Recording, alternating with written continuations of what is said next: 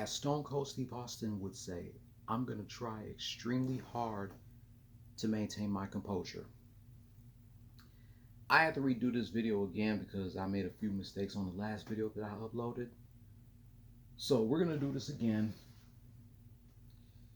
Oh my goodness. By the way, it's X-Men 1991 coming to you back with another sports topic.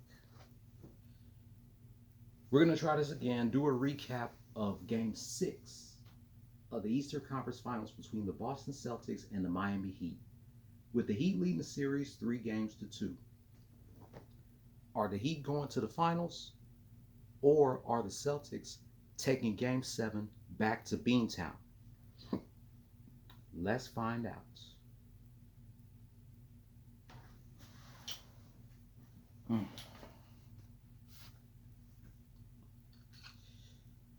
The Heat lost by 5 in the first quarter, 34-29.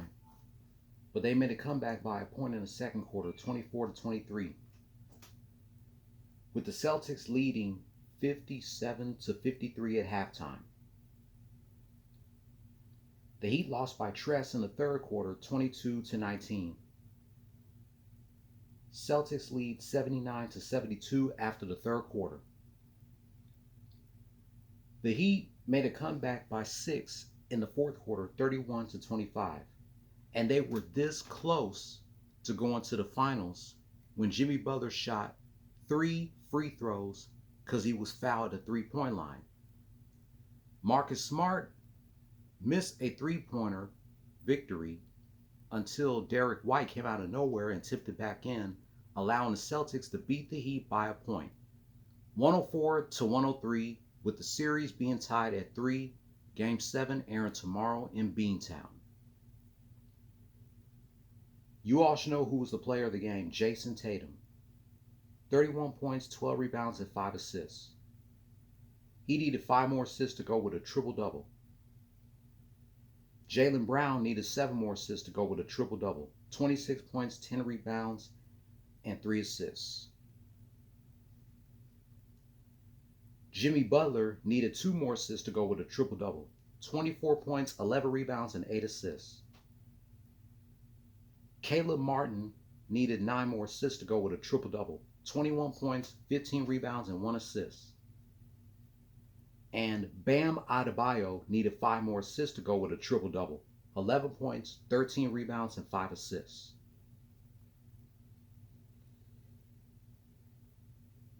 Let's go ahead and watch what happened at the ending in Game 6. Derek White just came out of nowhere and tipped that back in after Marcus Smart missed that 3-pointer. Oh, this video will speak for itself.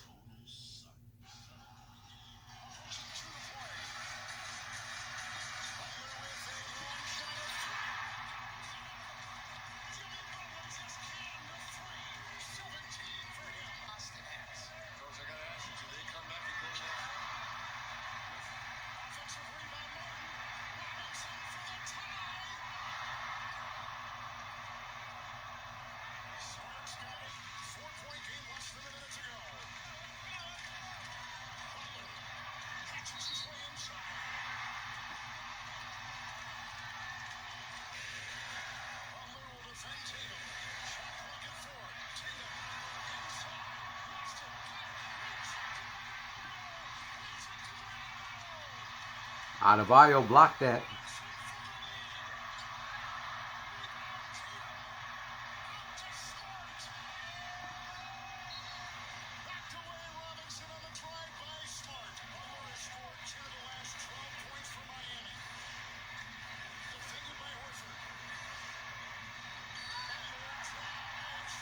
Jimmy Butler fouled 3-point line. Well, there's a lot to unpack here on this play by Jimmy Butler. Certainly there's contact in the foul by Al Horford. It was called a 2 on the floor, but look at the feet of Butler. Clearly, in my opinion, he's behind the 3-point line. This should be 3 free throws. Butler is also behind the 3-point line at the time.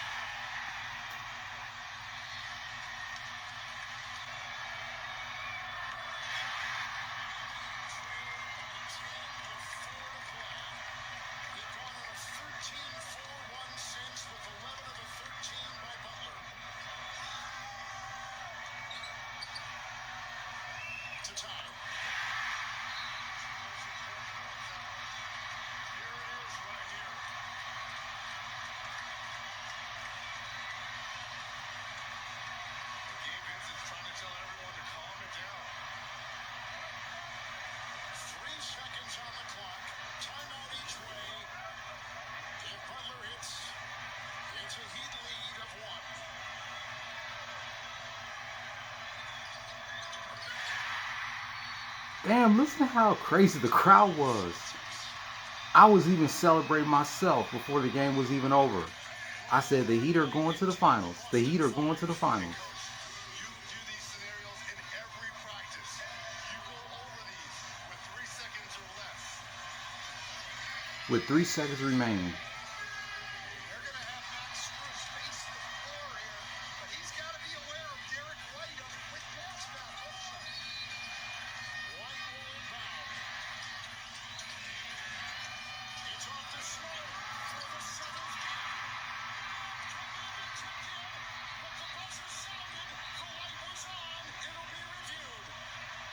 I don't think he got that in time. Great effort by Derek White. And didn't I say you have? Oh, they're saying on the floor. They're counting it. You have to protect the offensive rebound. Oh, he got rid of it. That's a Celtic win, and we're going to Game 7. The Celtics are going to win. There's a Game 7 back in Boston. Really on the floor is good basket. The plays under review. White.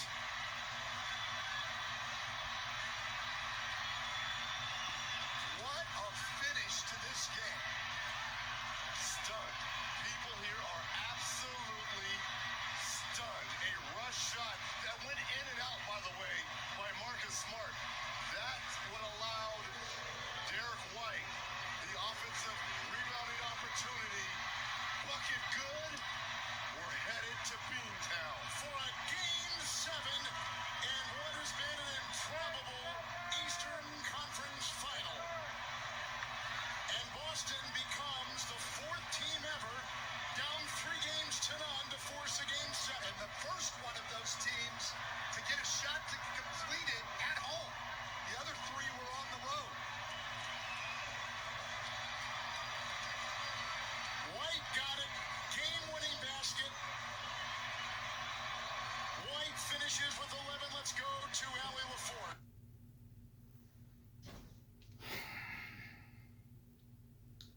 I give the Celtics their props. They got the Heat good. I have a feeling that the Heat might choke this damn lead like they're doing right now. They were up 3-0 and now they're choking. Reminds me of the Oklahoma City Thunder choking a 3-1 series lead in the Western Conference Finals in 2016 against the Golden State Warriors. The Warriors did the same thing when they went against LeBron and the Cavaliers in the 2016 Finals, choking a 3-1 series lead. And now the Heat are choking a 3-0 lead in the Eastern Conference Finals. This is do or die for both the Celtics and the Heat. One team will go against the Nuggets in the NBA Finals this Thursday. The other team goes home. I give the Celtics their props. They did a good job. Even though the Heat were this close to celebrating, Derek White came out of nowhere and spoiled the party. Keep your heads up, Heat. Get your shit together and get yourselves ready for tomorrow. You either beat the Celtics or your season is over. And I still need to do a recap of the Lakers' entire 2022-2023 NBA season.